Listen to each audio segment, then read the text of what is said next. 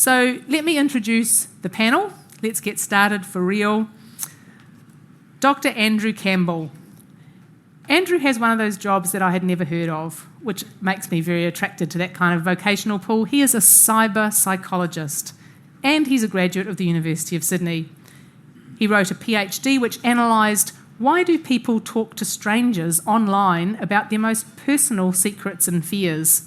He's been researching and teaching in e-mental health and human development for the past 2 decades and has worked as a registered child and adolescent psychologist for over 10 years. Dr. Jolina Sinanen. Jolina is an anthropologist who specialises in digital media, family relationships and mobile livelihoods. Her work, which has been conducted in Australia, Cambodia, Fiji and Trinidad, involves trying to understand how people understand themselves from different cultural perspectives, which she says has helped her grapple with her own heritages. Jolina hopes that looking in detail at the everyday ways that we use mobile and social media will help us think about the relationship we have with our phones and their impact on our interior worlds. Associate Professor Anique Valdo. Anique is Chair of the Department of Philosophy at the University of Sydney and Director of the Sydney Intellectual History Network.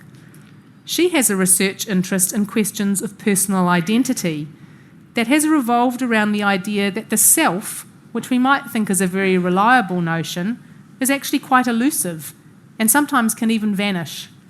And she wants to better understand how our presence in virtual space, and I guess that includes telephony, telephonic space, how it connects with our existence as embodied persons in the here and now.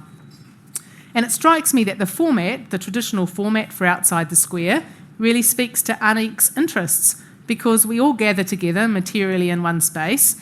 It seems like we eat a lot of, eccentric hors d'oeuvres and we have a glass of wine and then we crush in here materially together, but we also throw up this kind of virtual conversation which assists our face-to-face conversation. Our format, as some of you know, but not all, is that I'm going to ask each of them, in the order in which they're sitting, Andrew, Jolina, Anique, to give us their kind of 30-second take on the topic. What's the kind of primary thing they want to capture as their talking point? And then once we've heard very quickly from each of the three, we're going to cycle back and give them a more leisurely 5 minutes or so to expand on that kind of position. And then, of course, we're going to throw to the comments that are piling up, I imagine, by then, no pressure, on the Zeetings wall. We're going to have an extended, distributed conversation between our virtual audience and our live panellists. Okay, Andrew. Hi. I'll cut straight to the chase. The question that was thrown at the back about what is the definition of addiction here? The 30-second soundbite is this, is that saying you're addicted to your smartphones could almost be applied to many other devices. You're addicted to your cars, you're addicted to your televisions, you're addicted to transport, and so on and so forth. The question here really is, what is addiction? What is it actually doing to you? And what is the spectrum that we're looking at for the bulk of society, including these people in the room here? And we've got to unpack that to really understand, is there a problem here? Or is there just a myriad of spectrums of problems? Jolina. To follow on from Andrew, there is what are the clinical definitions of addiction, which we'll talk about. But then there's also what are the feelings of addiction that are associated with the amount of time spent on devices. And then it's what looks like addiction in terms of how we judge how others spend time on devices. Is it the devices that are the things that we are addicted to, or is it the things, the socialities, the relationships, the aspirations and imaginations that the phones enable as an integrated device that we might be addicted to? Fantastic. Anique. Very similar to what you want to do in your home, actually.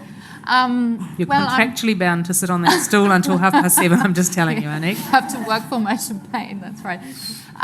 So I'm interested in the self, and of course, when I hear there's a problem with addiction, my first question is, what does it mean to be addicted, as someone rightly asked?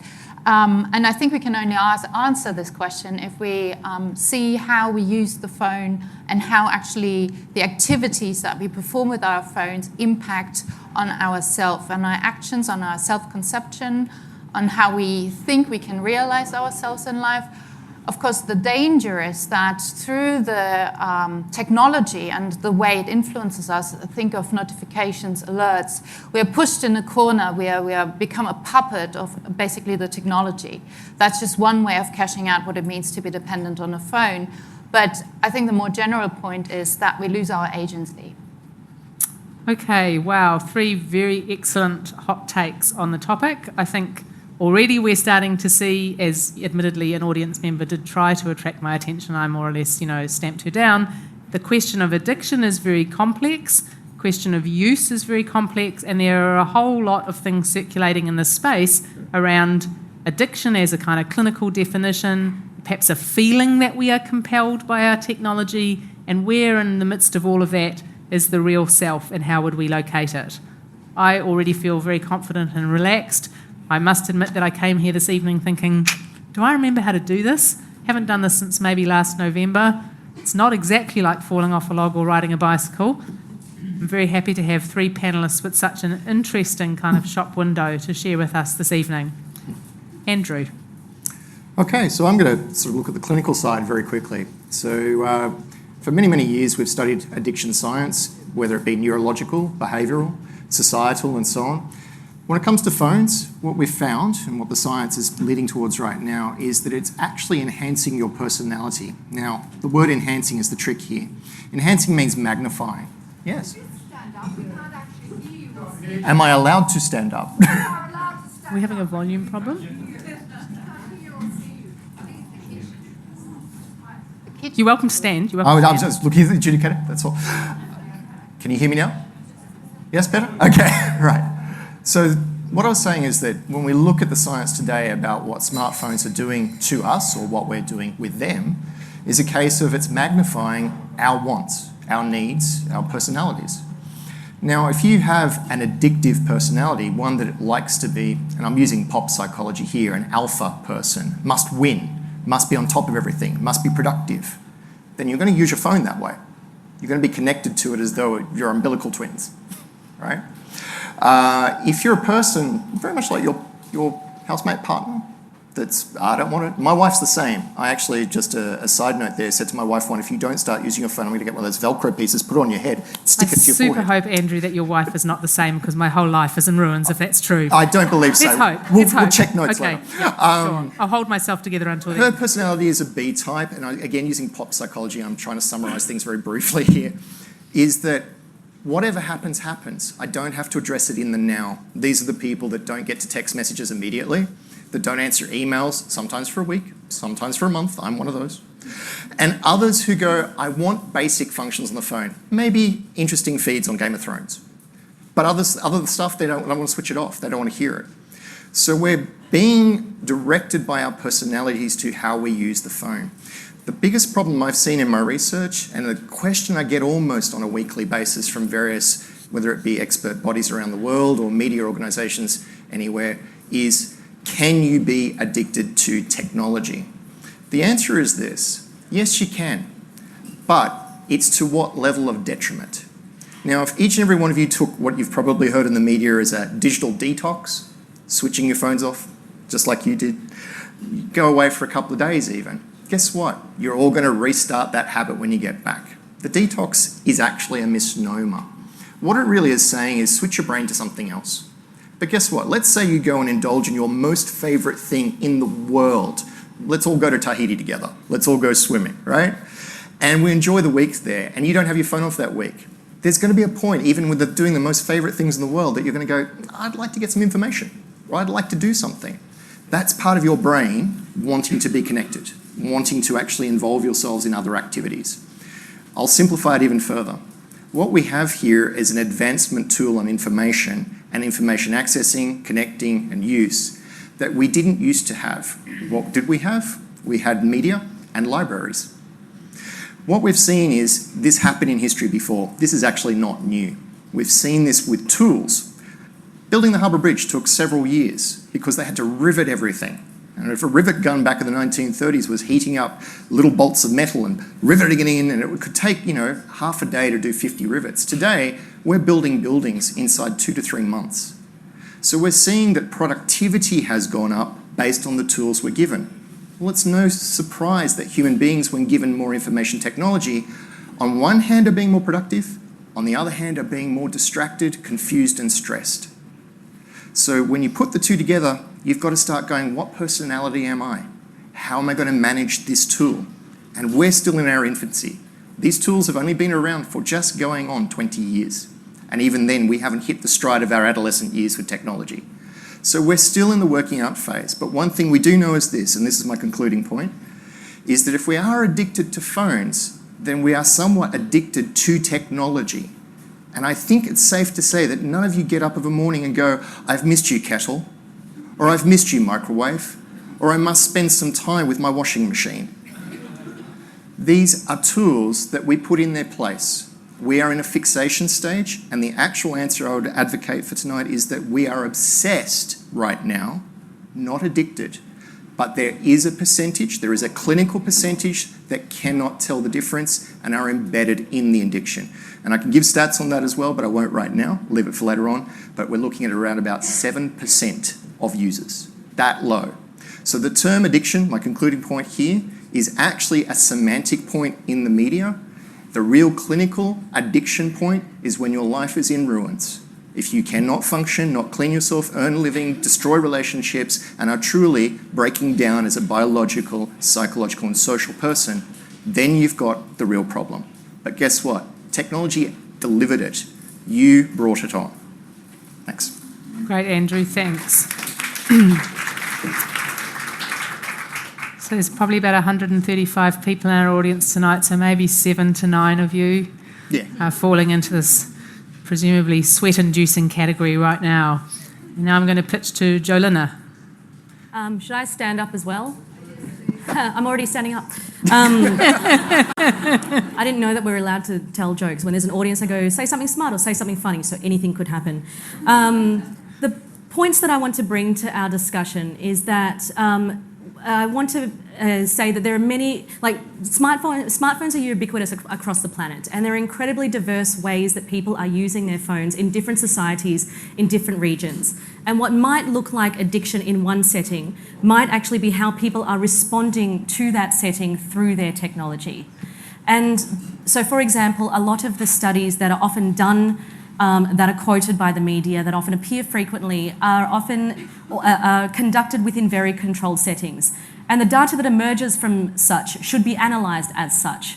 But when we take looking at phones into real-world contexts, often people are responding through not only the situations that they find themselves in, but through the means through which they have been shaped to respond to such situations. For example, in many countries of the world where people, I would argue, are actually individuals and not individuals, where being part of a society is existing through the eyes of others, picking up the phone and responding to that message is acknowledging that relationship within which one is embedded. So, for example, I have examples because you told me so. I had Always to have like them. an obedient colleague. So, for example, there are studies conducted in factory towns in China where people have migrated from rural areas to live in factory towns. For these young people, this is the first time that they've experienced privacy. This is the first time they've gotten to conduct relationships on their own terms. If you'd like to read about that, that book is called Social Media in Southern China. There's another volume about uses of smartphones in Turkey, where women, it's the first time they've experienced being able to conduct relationships according to their own sense of autonomy. As I'm sure you know, in many Middle Eastern countries and south of Turkey borders, several tumultuous countries, where women have very prescribed roles and expectations and obligations that they have to uphold. Being able to conduct a friendship or get to know somebody through the privacy of the phone is actually an enlightened moment for many of people in the area. One of my favourite criticisms about the phone addiction is all the young people who just like taking photos of themselves and putting them on Instagram. Yes, that is a higher instance. Is it addiction?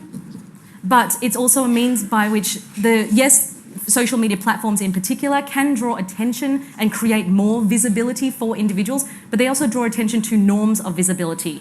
And this is, I think, the part of the conversation that we're actually really interested in. The rights and wrongs, this is good. We all love the adjudicatory positions of what is more visibility for selfhood and personhood actually facilitating, and what are the consequences of that.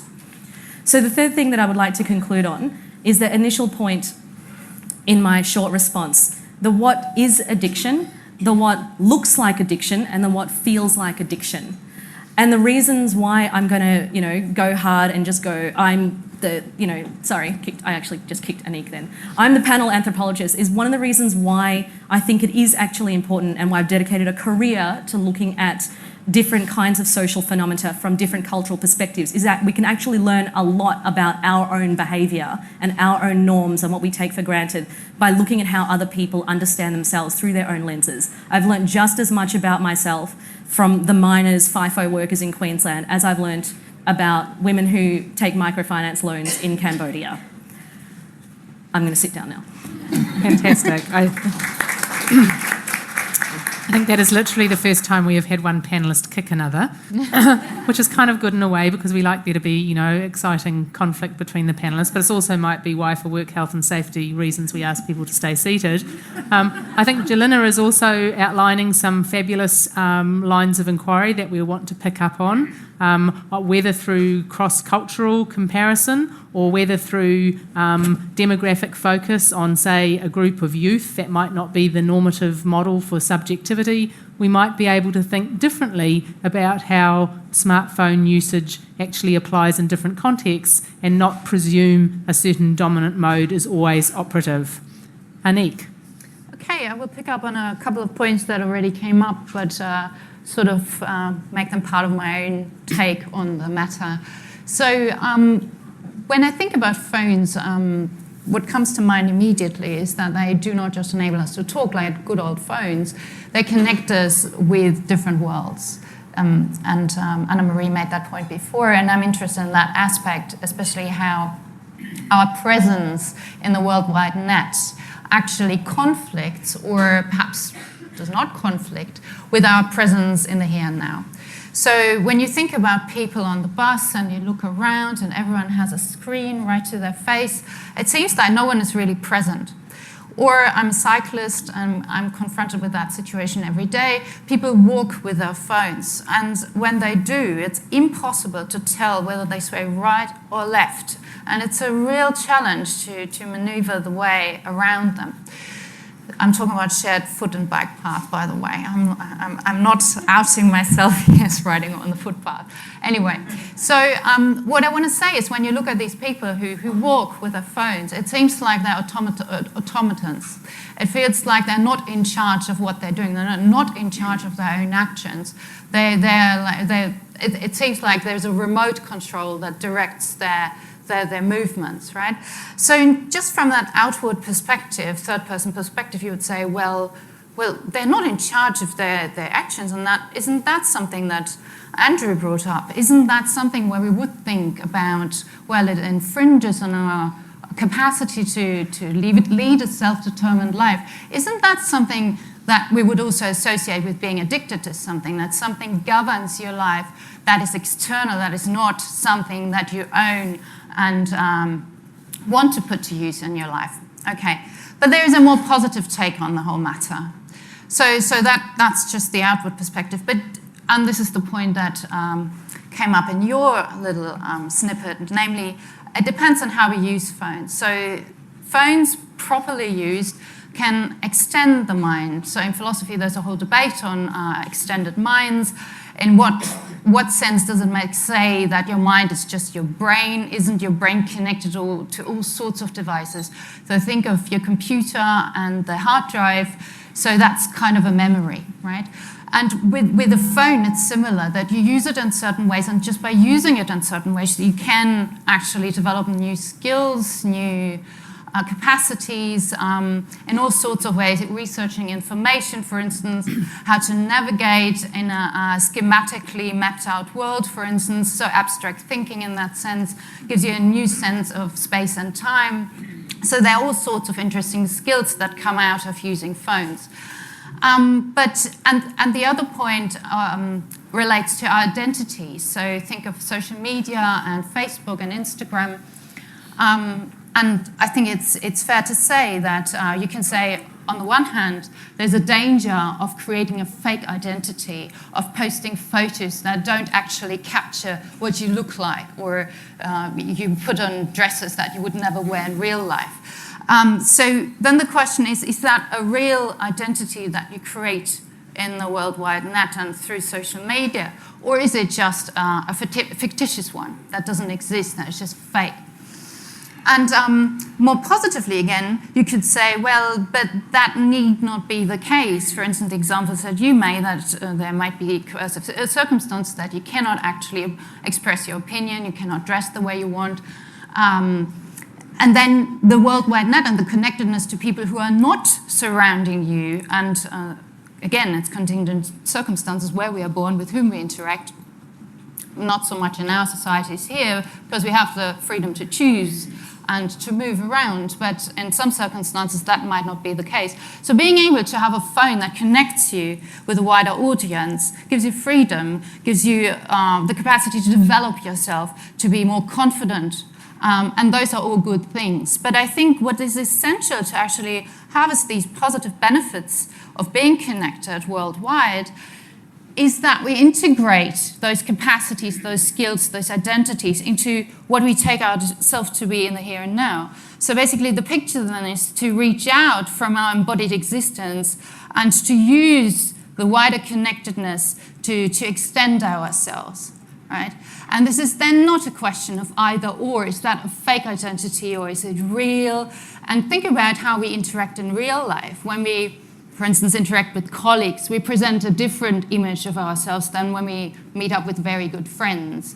So I think what might constitute a worry in terms of fake identities on the net is to some extent also present in our real lives. And I'm saying this just to say, okay, maybe we shouldn't be so paranoid about what social media and all of those things do to us. It's really just a matter of how we integrate those things into the conception of ourselves and how we then use those things in the attempt to put into practice some sort of agency.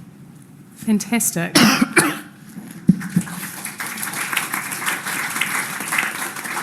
So Anik is coming in there, I think, with a distinctively and recognisably philosophical perspective, thinking about how can we think about the mobile phone, the smartphone, in relation to traditional and non-traditional representations of the self.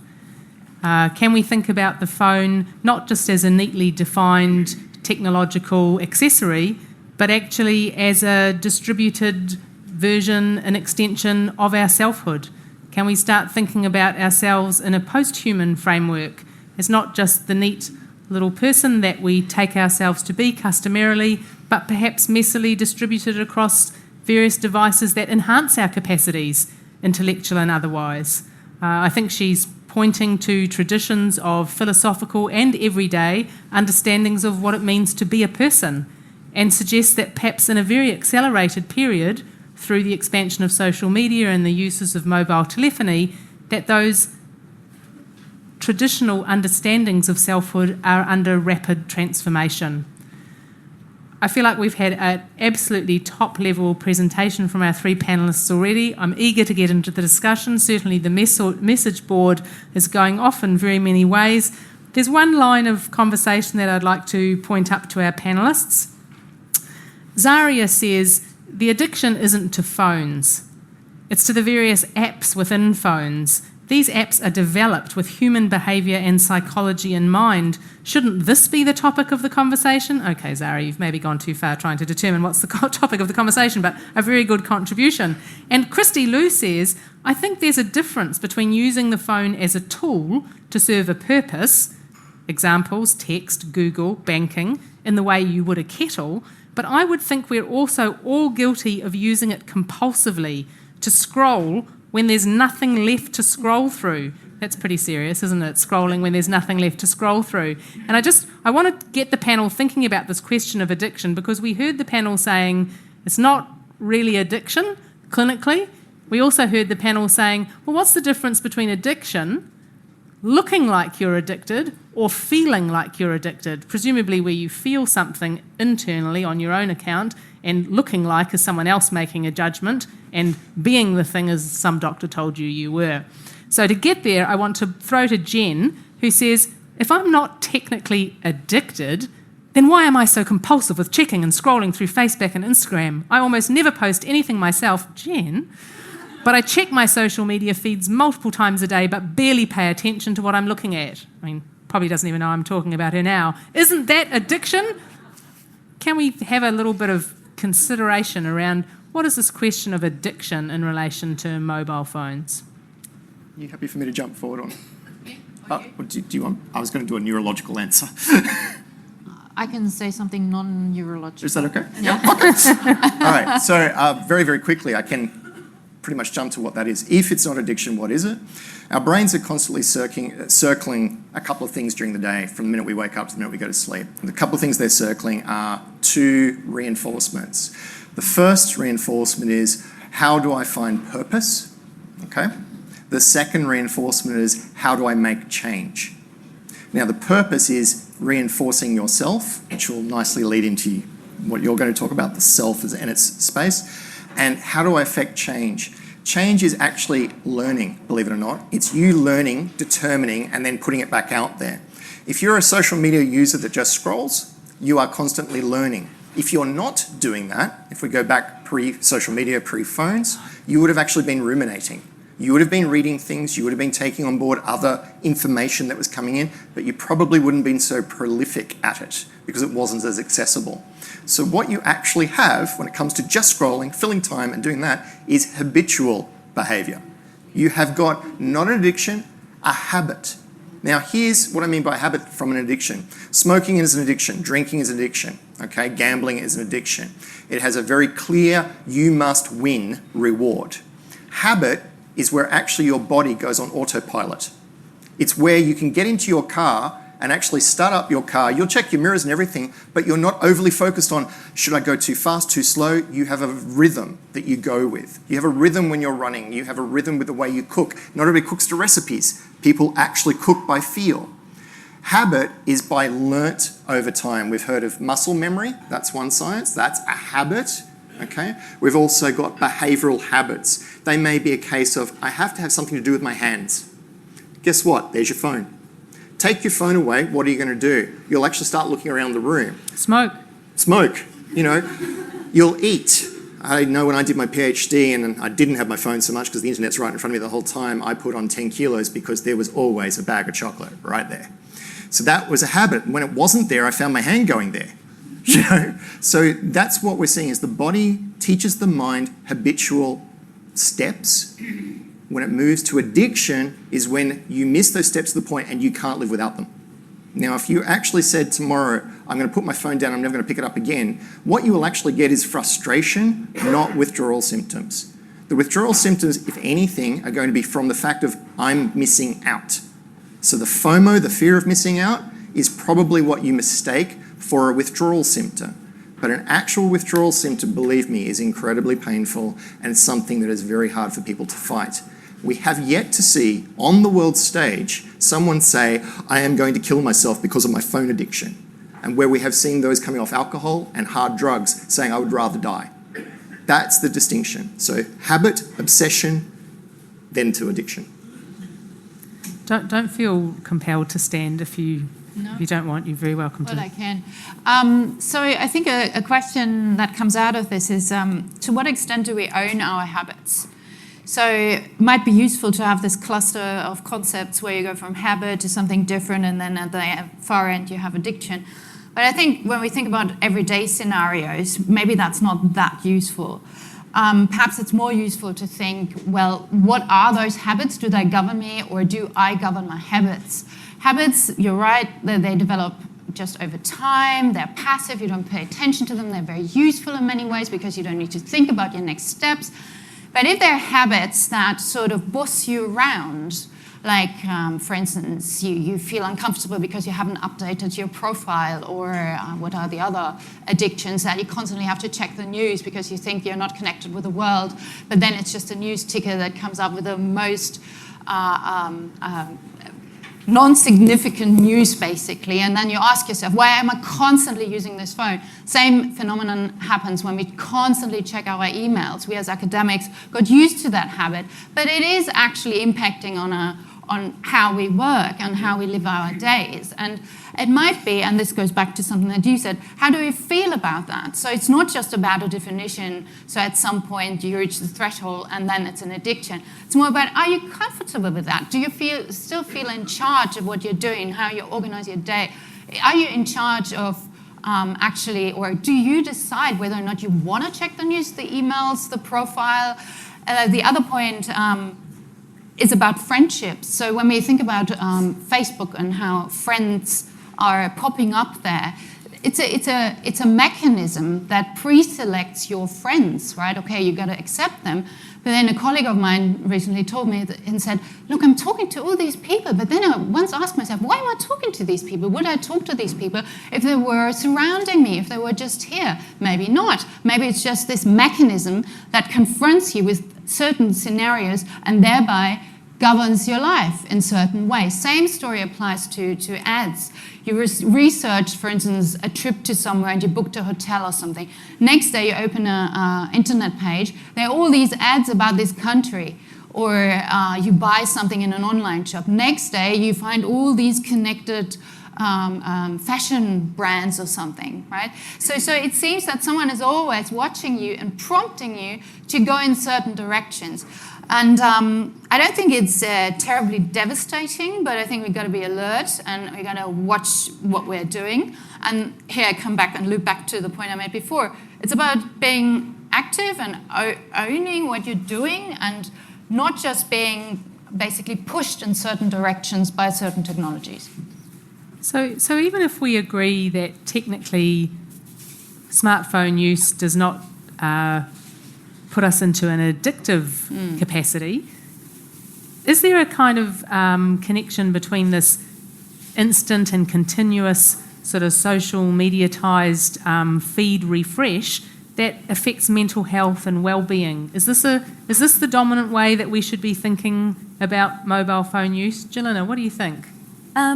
I'm going to respond to Anna-Marie's question by tying to the previous question. So my points are, if I forget, was it apps, scrolling, and T.S. Eliot? The third one's my point, not you don't know about that yet. So apps, I feel like part of this conversation is, I see some faces going, can you tell me what to do so I'm not an addict anymore or I don't feel addicted? So with the apps, I'm not sure if I read this on a blog you wrote or if I spoke about this to a friend or if I saw it on Game of Thrones, but just take the apps off your phone. Or if you can't do that, just turn the notifications off on the apps. And, there will be someone or a company that says, oh, why are you looking at, your email on a browser? That slows it down. That uses this. No, it doesn't use that much more bandwidth. And you actually have control of, I need to go into this clunky browser and do the task that I need to do. So it's not that instant gratification. It just prolongs that task. And is the task that important than the just ease of checking? The second point, of scrolling with going through feeds on Facebook. So there's a volume now that's actually in social media years. It's actually 100 years old now, but it was a book called Tales from Facebook from 2011. And in that book, it proposes 10 theses on what Facebook might be. And one of those propositions is that Facebook is a meta friend. It's not just the friends in that platform, but it's the meta friend that's just easy to go, oh, okay, this is what all the people in my sociality are doing. So in terms of the mental health question, that feeling of just scrolling through and having that whatever, even if it's so quick to process it, is that, oh, I'm here, I'm in a place with everybody else in my sociality. So what that actually sort of does mentally, whether it reconfirms certain relationships or feels a sense of ambient co-presence or connectedness, that's another question. My third point, T.S. Eliot said, humankind can only bear so much reality. I think that, 2 weeks ago, for all of you who have just been trying to escape reality as a deliberate decision, not as an addict, I was absolutely obsessed with Endgame coming out on Wednesday and Game of Thrones, the third episode coming out on the Monday, 5 nights apart. I needed to have therapy. But it was because, look at also, I don't want to watch the news. I don't want to hear what Donald Trump is saying. A lot of my friends don't want to hear what Trump is saying. We know he's doing something stupid and destructive. He's been doing something stupid and destructive since 2016. I want to feel part of this global conversation that Sansa actually could get the Iron Throne. That would be mind-blowing. And there's so many people there who agree with me and then disagree with me, but we're having that in very respectful, non-angry terms. We're building up our arguments logically. There's a civic discourse around Endgame and Game of Thrones that's completely absent from political discourse at the moment. We're such disillusionment and jadedness. I just love that I just did that in front of all of you. But my point is that the devices are just such an ease of which to escape reality in certain ways, which might preserve feelings of, a social intactness, reduce feelings of boredom, increase feelings of, agency, autonomy and control. And it's how these things feed into the mental health kind of issues that I think we could sort of talk about a bit more. Okay, so Jelina's pitching in there with a very, I think, energised sense of what could be positive about thinking about mobile telephony. We're very accustomed, I think, to hearing the negative side of things. John Tiedemann on the board says the screen does tend to distract from the experts. Irony. Welcome to my life, John. As I have been preparing for the session, the mobile phone has been kind of fairly crucial. But we all know, as Andrew's mentioned, we're often getting advice around digital detox, weekends or weeks. We're being urged to go out to dinner with our friends and play the phone stack game, where the first person who breaks to get their phone out of the stack pays for the meal for everybody. We're always being urged in this way to think about the negative side. Jelina is also pointing out the potential positive aspects of being connected virtually to friends and communities, known and unknown. And I think this kind of balances nicely with a comment that Jenna Bradwell's thrown up on the wall. She says, do you think access to phone and social media is positive in that it's changing who's recording history, who's reporting what's happening? Maybe selfies, picking up on Jelina's earlier comment, maybe selfies are challenging the male gaze. People from minorities now have their own stories told through their own eyes, with Insta stories. Social media has democratised reporting and lived experience in a way. Is there something to say about this in relation to the compulsiveness of mobile phones? I think it connects in with Jelina's last point about why there might be a mad surge for a media experience that is not the dominant global political one. Can there be some positive aspects to phone compulsion? Oh, Anik's looking super unhappy about that question. I don't think compulsion is positive. You don't think compulsion is? It's not positive. I don't think it is. I think I'm repeating myself here. I think if you find a voice, if there are new ways of reporting history or of making certain people heard internationally as well, that's very positive. Of course, there are the downsides of how to control freedom of speech, hate speech. This goes in another direction. So who's entitled actually to post an opinion? So then we're coming in another area and think about the problems of free speech actually, and whether or not that is a good thing. And when you came up with your example, I thought, but what about escape? So compulsion is one concept that captures what's going on here, but the other is that we escape from our lives, and you used your addiction or habit or compulsion to escape from politics. That was only Wednesday and Monday. Yeah, okay. It's just a temporary escape.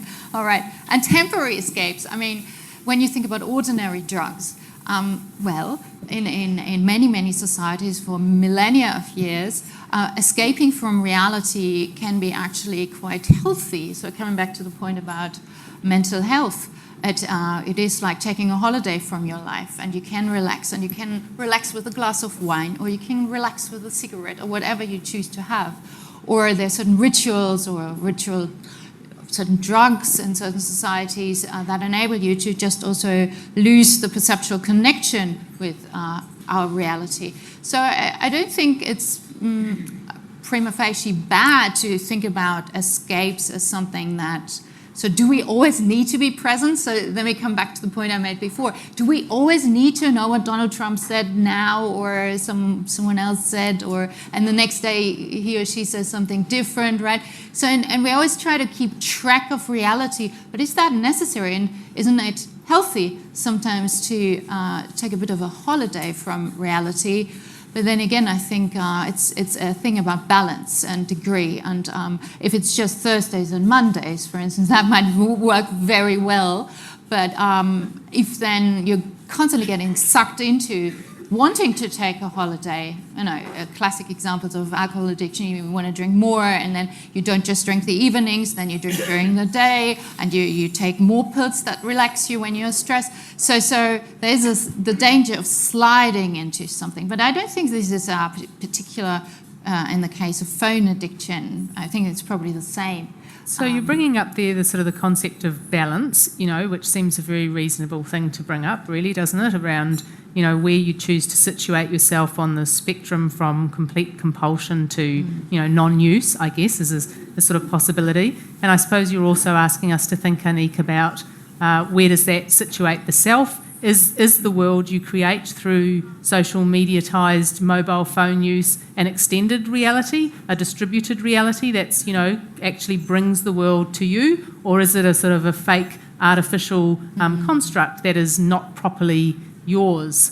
I sort of think, if I think of my own example, I would think in many ways, I'm sure for lots of us, the mobile phone means that we are kind of co-present in a whole bunch of different time and space locations at the one time, right? We can understand easily what the weather is, where your brother lives. You can look at the world clock and understand your colleague hasn't answered the email because he or she's not getting up yet, and the world feels much more joined up. I definitely remember when I was a kid, my parents, neither of whom were born in New Zealand, would sometimes take a toll call, an international toll call. This was quite an event. You can imagine the phone was buckled to the wall. And the thing that you used to do on an international toll call, at least in my experience, was you spent the first 5 minutes of very, very expensive phone time sort of shouting, "What time is it at your end?" And then shouting out the time at yours. That seemed to be just something you just had to get through before you could ever have any kind of a conversation. So strange was it, that your sister or whatever was ringing you from, America, Ireland, India, wherever.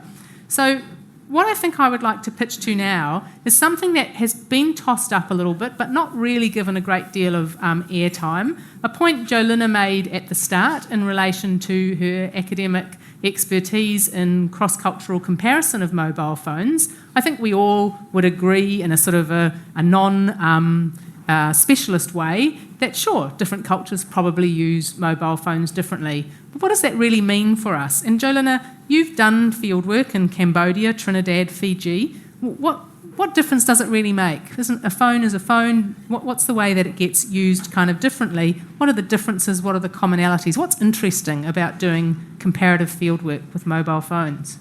I'm so delighted right now because it means Anna-Marie's actually read my book. So I want to use an example from Trinidad, and I'll try to keep it very short. So, for example, let's go back to Trump because it's fun to hate on Trump. When Trump was elected, Trinidadians weren't surprised at this. And this is really interesting. This happens, I want to point it out because it happens every time. Half the audience goes, "Oh, Trinidad." And half the audience goes, "Oh, I can't learn anything from Trinidad, but I'll be polite." So it's really interesting. But they weren't surprised because politics in Trinidad has always been performative. They've got a language around, what's spectacle and what's sort of put on in terms of like bacchanal. We have another wonderful researcher in the audience who has research in Jamaica, also in the Caribbean. They don't even call it politics, they call it politricks. So there's always been a very healthy skepticism about the performance of politics. It's not about people representing other people and, decision-making, the sort of European Enlightenment tradition that we might have come accustomed to. And that's one example that speaks to a much deeper issue that actually takes such a long time to sort of figure out and put a vocabulary to. Trinidadians also have a very distinct relationship to truth and visibility. A real self is what exists on the outside. It's what you construct on the outside. That is truth. And that comes from its history because due to slavery and indentureship, these are instances and historical circumstances where people's personhood was stripped away. A true self was stripped away. So by in a different kind of assemblage to construct truth on the outside and how one performs truth, this becomes the essence of what a self is. This is what personhood is. And then that logic extends to yes, truth might be, appearance might be truth, but truth is always and also a construction. Where in Western traditions, we tend to think of the self as a depth ontology, where inside is where truth is, and outside it's a construction. It's cheap, it's fake, it's glamour, it's therefore something that's not to be valued. So social media and smartphones in particular, in terms of the portability, intimacy and locatability, is drawing attention to the ways that visibility is created. So it's those sorts of long, unfortunately, and I'm sorry, I don't have great sound bites, but unfortunately sort of long trajectories of these are the kinds of comparative examples that truth might not mean the same thing in each culture. Visibility might not mean the same things in different cultures. But it's drawing attention to these and reflecting on perhaps our own narratives and assumptions about what these deeper sort of phenomenological and ontological things might be that orientate our relationships to certain media. Fantastic. When someone's phenomenological and ontological you, we've really reached a pitch in academic speech. Phenomenological got to do with the experience of the world. Ontological got to do with beingness, being a subject. So one thing I think that Jolina's discussion makes kind of clear to me is that, and I think it's a good point to say, you feel your audience divide on the question of whether anything about Trinidad can be relevant. Because it's interesting how often we assume that anything about Australia will be very important and we'll understand it. And actually North America, that'll be pretty important. And, England's probably pretty important too. Canada starts to seem a little bit boring. I don't know, Hungary, probably not. Trinidad, nothing to teach me. Very interesting kind of assumption sometimes we make about what's relevant culturally and what can kind of teach us something. But one of the things, not the only thing, but one of the things cross-cultural comparison might teach us is how to estrange us from our own kind of settled ways, how to make our own kind of cultures seem a bit weird and estranged from ourselves, which I think is sometimes a very valuable thing. Last year, after conducting a global poll, the Cambridge Dictionary nominated nomophobia as its word of the year.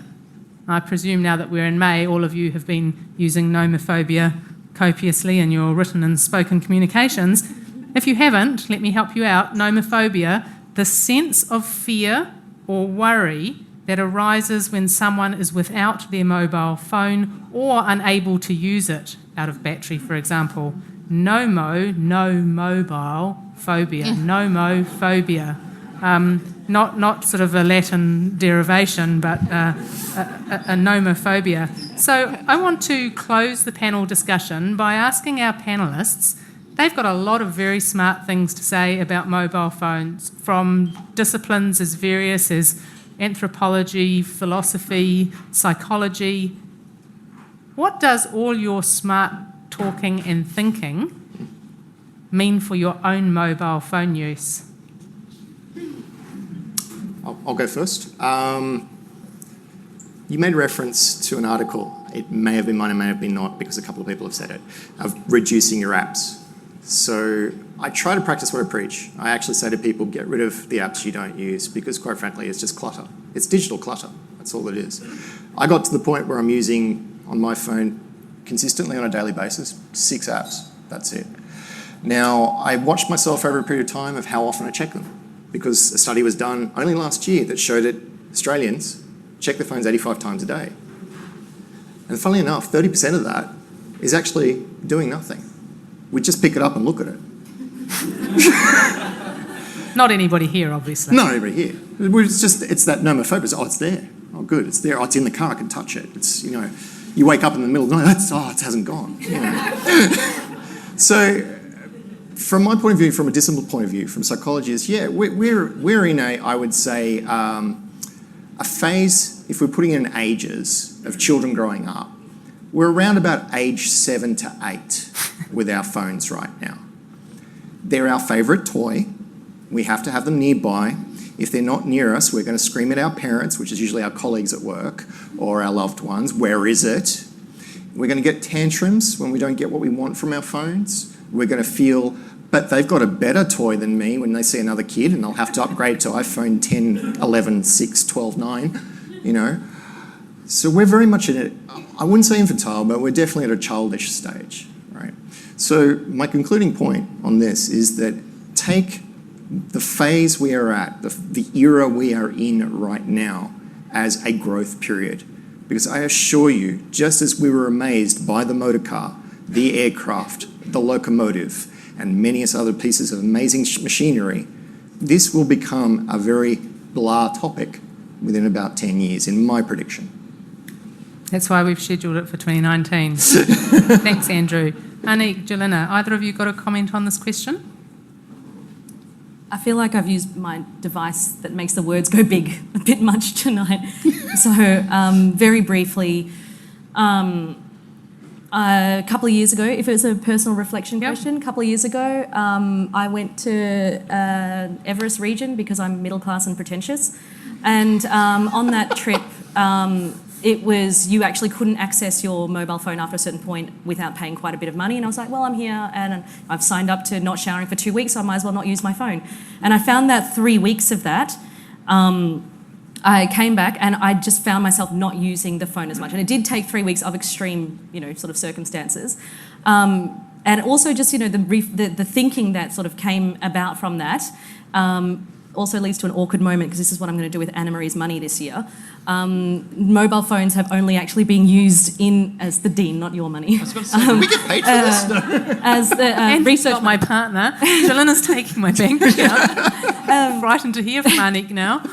But mobile phones, that is an incredibly new area that's got mobile phone coverage. It's 3 to 5 years, and it's just transforming not only the industry but the landscape in terms of people, the increased human activity. So it's a phenomenal kind of opportunity to do research. And definitely in areas that look remote, where phones are the only connectivity to the outside world, that looks like addiction. So what that looks like would be fascinating.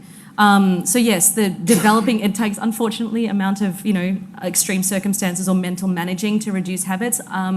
I've heard friends who put their screens onto black and white mode just because it makes it unpleasant to look at, and just that little bit harder.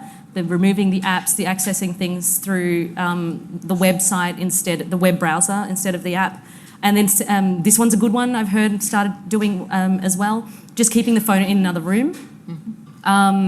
And doing other things, which then you find when you focus, and this is what comes back to, I think, Anik's point about compulsion, you find other things to be compulsive with, like that bottle of wine, that you forget that phone's in there. But my point is just make it that little bit harder to access. Thanks. Anik? I'm coming from the opposite direction. I'm like your partner, actually, or I used to be like your partner for a long time. I had a phone, an iPhone 4, if you're interested in that, until recently, 2 weeks ago. I couldn't use half of the apps that developed over the time. My phone could not cope. It was broken. It was really annoying to use it. So I really hated it. I used it as a clock, as an alarm clock, and that was about it. And now I have this new phone, and I discover all these very convenient functions, and it's actually not too bad. So, so I'm learning about how useful a phone can be and how I can extend myself. So, yeah, I'm hopeful that I won't end up in your camp with the compulsion, but no, I think it's very useful. Okay, we'll have to check in with Anik this time next year to see if she's been completely taken over by her new phone. So, as is conventional, we're going to poll the audience one more time in relation to our original question to see whether or not the discussion tonight has changed the collective view. Do you know someone who is addicted to their smartphone? 0 responses. I think we have to get to sort of marginally close to 50 for this to be an unscientific experiment. Oh, this is, you will have to stay here until you get a little bit closer. And the kitchen is preparing some very delicious treats.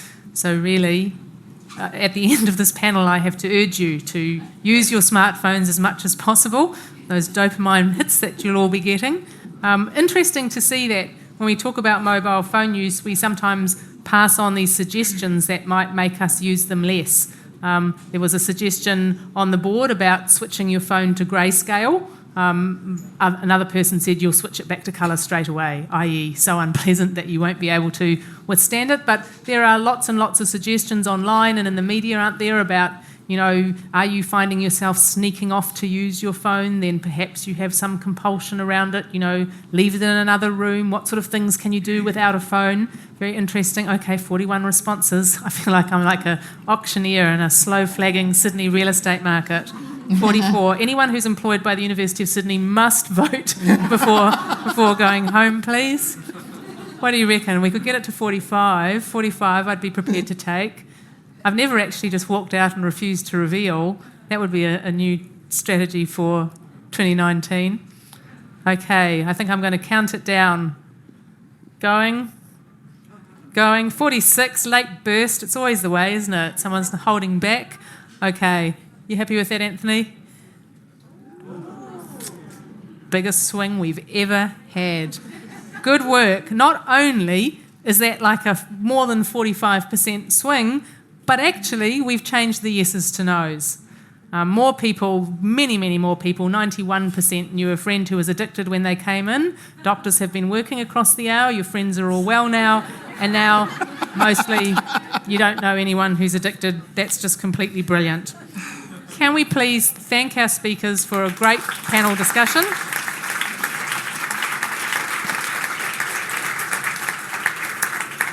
Tonight was, as I said, our first session for 2019. Our next event is on the 13th of June, Public Art, a sound investment or a waste of money? What would good public art look like? When everyone's a critic and large-scale works are funded from meagre resources allocated to affordable housing and other services, it's a tricky call to make. To help us, we've curated some ardently opinionated panellists. The artist responsible for the Wynyard Station escalator installation, a sceptical City of Sydney councillor, and an art curator with a point to prove. Come back if you like on the 13th of June, invite a public artistically inclined friend. Please stay around, have a conversation, talk to a friend, talk to someone you don't know. Thanks very much.